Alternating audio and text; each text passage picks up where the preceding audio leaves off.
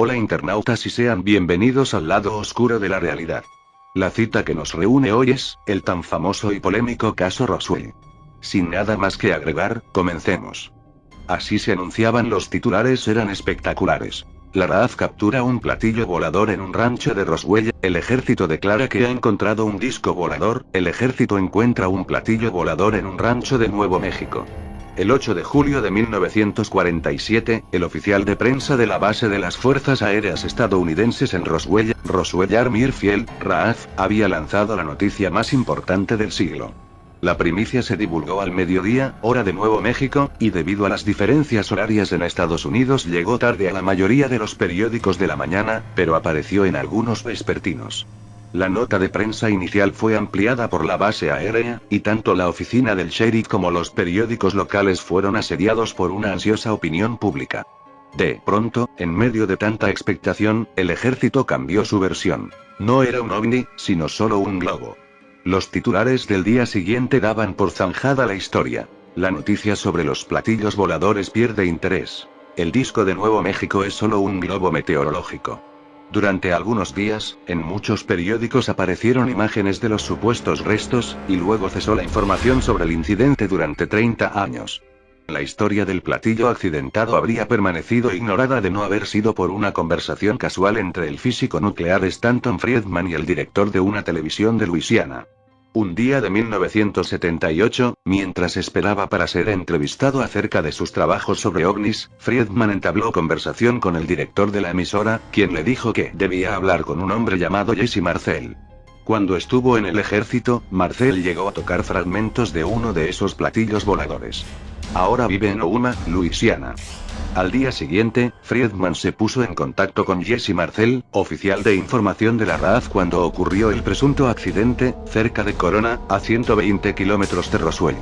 Marcel dijo que se le ordenó recoger los restos y entregarlos en Wrigleyfield, Ohio, donde el ejército almacenaba material capturado al enemigo. No recordaba las fechas exactas. Mientras esto sucedía, el oficial de prensa, Walter Out, anunciaba oficialmente la noticia, que sería desmentida ese mismo día afirmando que se trataba de un globo meteorológico.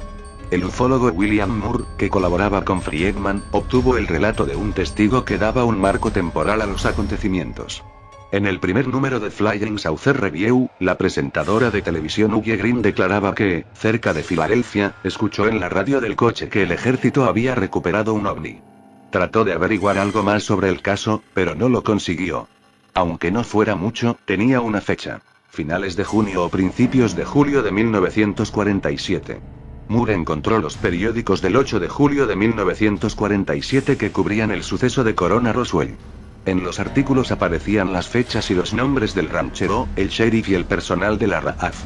Friedman y Moore entrevistaron a 62 personas relacionadas con el acontecimiento, entre ellas Bill Bracel, hijo del ranchero que halló los restos, algunos vecinos, como Loretta Proctor, que incluso habían recogido piezas, y el hijo de Jesse Marcel.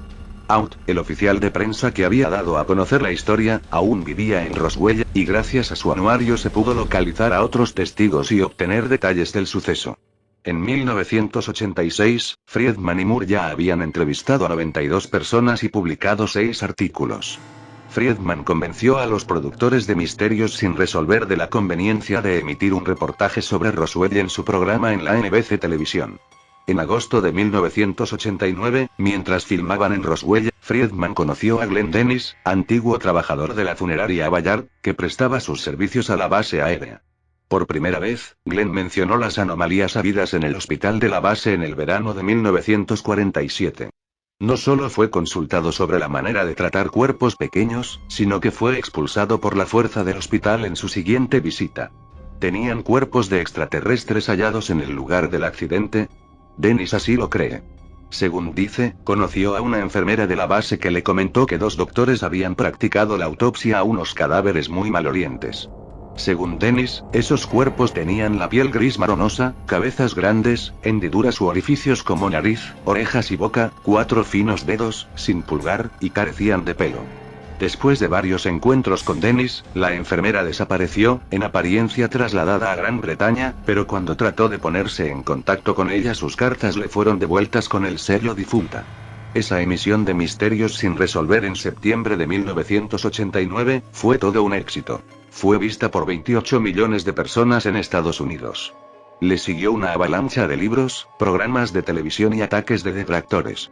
Por entonces, los investigadores se habían dividido en dos facciones. Si bien ambas estaban de acuerdo en que se había estrellado un ovni en el rancho Foster, una, en la que figuraba el propio Friedman, creía que había ocurrido un segundo accidente, en San Agustín, Nuevo México. La teoría de un segundo accidente se basa sobre todo en los testimonios de dos testigos clave. El primero, Gerald Anderson, se puso en contacto con Friedman después de ver en 1990 la reposición del documental de Misterios sin resolver en aquella época. El otro testigo, Grady Barnett, había relatado su historia a dos amigos que posteriormente informaron a Friedman. Ambos testigos contaron casi lo mismo: el descubrimiento de los cuerpos de extraterrestres en el lugar del platillo accidentado. Según Anderson, uno de los alienígenas había sobrevivido al aterrizaje forzoso. Entretanto, empero, Barnett había fallecido y la historia de Anderson no pudo ser contrastada. Muchos ufólogos no acaban de creer en el accidente de San Agustín. Los hechos de Corona gozan de una mayor credibilidad. En la obra de Friedman Crash at Corona, escrita en colaboración con Don Berliner y publicada en 1992, se resuelven algunas de las incógnitas de la historia. Ahora solo queda por ver qué puede dar de sí la desclasificación de la documentación oficial relativa al caso, ordenada en junio de 1997. En fin, muchas cosas se han dicho a lo largo de los años. Dime qué crees de este caso. ¿Será verdad?